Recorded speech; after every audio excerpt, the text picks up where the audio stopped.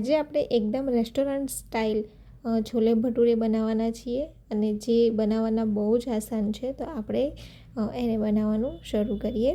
જો તમે હજુ સુધી મારી ચેનલને સબસ્ક્રાઈબ ના કરી હોય તો જલ્દી સબસ્ક્રાઈબ કરી દો. તો સૌથી પહેલાં આપણે છોલેને સોક કરી લેવાના છે. મેં એને ઓવરનાઇટ માટે સોક કર્યા હતા. તો હવે આપણે એને જોઈ લઈશું કે સારી રીતના સોક થઈ ગયા છે કે નહીં. તો એકદમ એ સારી રીતના સોક થઈ ગયા છે અને ફૂલીને એકદમ મોટા થઈ ગયા છે. તો હવે આપણે એને એક કુકરમાં એડ કરીશું અને એને આપણે બોઇલ કરી લેવાના છે. છોલેમાં જે ખડા મસાલા હોય છે એનો જે ટેસ્ટ જોઈતો હોય તો આપણે આવી રીતના પોટલી બનાવી લેવાની છે. તો મેં અહીંયા 2 ટેબલ સ્પૂન જેટલી આપણી જે સૂકી ચાની ભૂકી હોય છે એને એડ કરવાની છે. લવિંગ, તજ અને ઇલાયચીને એડ કરવાના છે અને આવી રીતના આપણે પોટલી બનાવી લેવાની છે. તો આ પોટલીને આપણે છોલેમાં એડ કરીશું. તો મેં અહીંયા તમાલપત્ર લીધા છે અને જે આપણે પોટલી બનાવી હતી એને એડ કરી દઈશું. ઉપરથી આપણે થોડુંક મીઠું નાખી અને કુકરને બંધ કરી અને 5 થી 6 સીટી આપણે વગાડી લેવાની છે.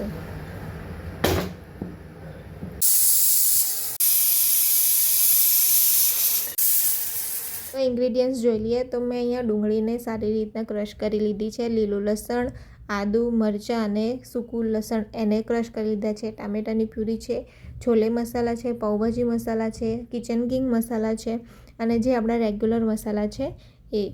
હવે આપણે એને બનાવવાનું શરૂ કરીએ. તો સૌથી પહેલાં એક કઢાઈ લઈશું. એમાં આપણે તેલ લઈશું. તેલનું પ્રમાણ થોડુંક વધારે રાખવાનું છે અને તેલ ગરમ થઈ જાય પછી આપણે એમાં જીરું એડ કરીશું. જીરું સારી રીતના સંતળાઈ જાય પછી આપણે એમાં એડ કરીશું જે આપણે લસણ અને આદુ મરચાંની જે પેસ્ટ બનાવી હતી એને એડ કરવાનું છે. એ પણ સારી રીતના સંતળાઈ જાય પછી આપણે એમાં એડ કરીશું ડુંગળીની પ્યુરી. જે આપણે ડુંગળીને સારી રીતના ક્રશ કરી લીધી હતી એ એડ કરીશું હવે.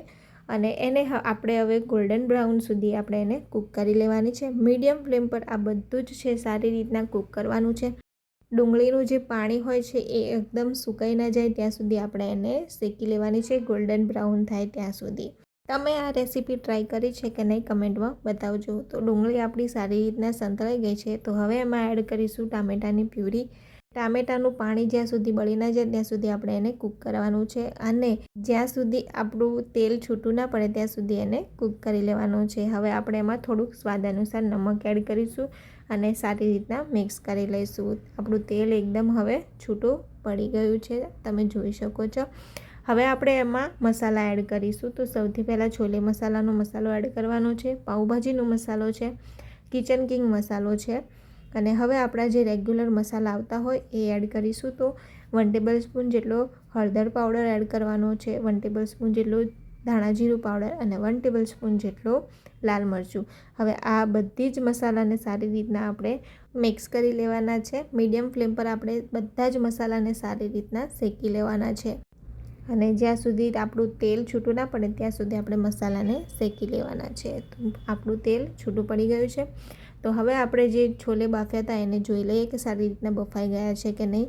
તો આપણા છોલે સારી રીતના બફાઈ ગયા છે. તો આપણે ઉપરની જે પોટલી અને તમાલપત્ર હતા એ કાઢી લઈશું બહાર અને હવે આપણે જે મસાલો બનાવ્યો હતો એમાં આપણે છોલેને એડ કરીશું. પાણી સાથે જ આપણે છોલેને એડ કરવાના છે. હવે છોલેને સારી રીતના મિક્સ કરી લેવાના છે મસાલા સાથે. જો તમને મારો વિડીયો ગમ્યો હોય તો લાઇક, શેર એન્ડ સબસ્ક્રાઈબ કરવાનું ના ભૂલતા. તો આપણા જે છોલે છે એ સારી રીતના મિક્સ થઈ ગયા છે. તો હવે આપણે એને 5 થી 10 મિનિટ માટે મીડિયમ ફ્લેમ પર કૂક થવા દઈશું.